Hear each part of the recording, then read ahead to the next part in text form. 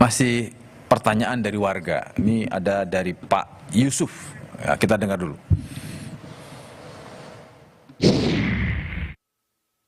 Saya melihat Koperasi Merah Putih itu gedungnya sudah banyak berdiri. Kira-kira kapan mulai beroperasinya? Yang kedua, antara retail-retail lain seperti Alfamart, Indomart, apa perbedaan Koperasi Merah Putih dengan retail-retail tersebut? Pertanyaan dari Pak Yusuf. Iya. Bertanya kapan ini mulainya? Sabar kayak mungkin udah Yang 1061 sudah di launching operasionalnya. Kita sambil mempersiapkan peraturan presiden untuk operasionalnya.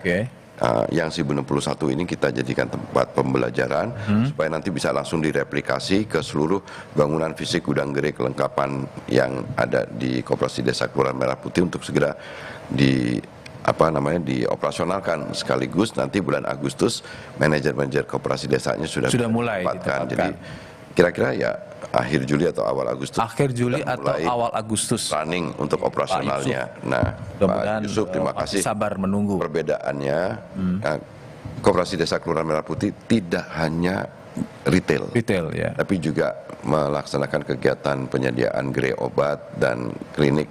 Kemudian juga ada lembaga keuangan mikronya, kemudian juga ada pergudangannya, kemudian ada logistiknya. Nah, perbedaannya kita yang tadi akan menjadi off-taker dari hasil produk masyarakat di desa dan kelurahan yang ada, yang tadi saya sebutkan macam-macam, tanaman pangan sampai kemudian kerajinan dan apapun gitu. Nah, itu yang menurut pendapat Bapak Presiden dan diterjemahkan oleh kami, itulah instrumen yang akan kedepannya itu merubah mindset selama ini. Nah, kita ini, masyarakat kita kebiasaan jadi konsumen juga, Mas Yogi. Sekarang harus dilatih juga mereka untuk bisa memproduksi. Memang butuh waktu. Ada suara pesimis, tapi kami juga harus meyakini, harus membangunkan lagi pikiran kepada seluruh masyarakat bahwa kita tidak boleh lagi hanya sekedar jadi konsumen. Kita harus percaya diri bahwa kita mampu memproduksi barang sendiri, dan kepada masyarakat khususnya yang di desa-desa, manfaatkan. Sekarang sudah punya badan usaha, sudah punya tempat usaha, kemudian kita jadikan itu betul-betul bisa operasional dan memberi manfaat untuk anggota dan buat masyarakat yang notabene Koperasi desa itu milik masyarakat desa. Dan ini sebenarnya ada arsip lama pola pembangunan semesta berencana periode 47 sampai 59 yang dibuat oleh Dewan Perancang Nasional Depernas sebelum menjadi Bappenas pada saat itu. Koperasi desa itu udah ada.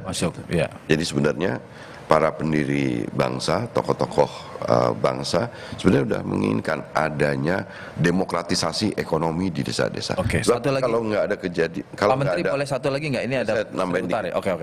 Karena sekarang gap kota dengan desa ini gede banget, disparitasnya jauh sekali, dan ini harus diantisipasi untuk mencegah jangan sampai generasi muda di masyarakat pedesaan ada urbanisasi semua ke kota. Dan ini harus jadi concern kita gitu. Satu lagi Pak Menteri ya, masih ada dua lagi nih. Sekarang Ibu Sri Utari, kita dengarkan dulu. Kalau untuk menjadi anggotanya itu persyaratannya apa aja sih? Ada biaya iurannya enggak? Kan Koperasi Desa Merah Putih itu kan seluruh Indonesia ya. Kayak misalnya aku Jakarta, itu kan terdaftar di Jakarta. Kalau misalnya nanti someday pindah, itu apakah masih bisa gitu keanggotaannya atau gimana? Keanggotaannya harus orang desa itu. Harus orang desa itu. Kalau menurut kebiasaan di koperasi atau peraturan perundangannya memang ada yang namanya simpanan pokok wajib sukarela.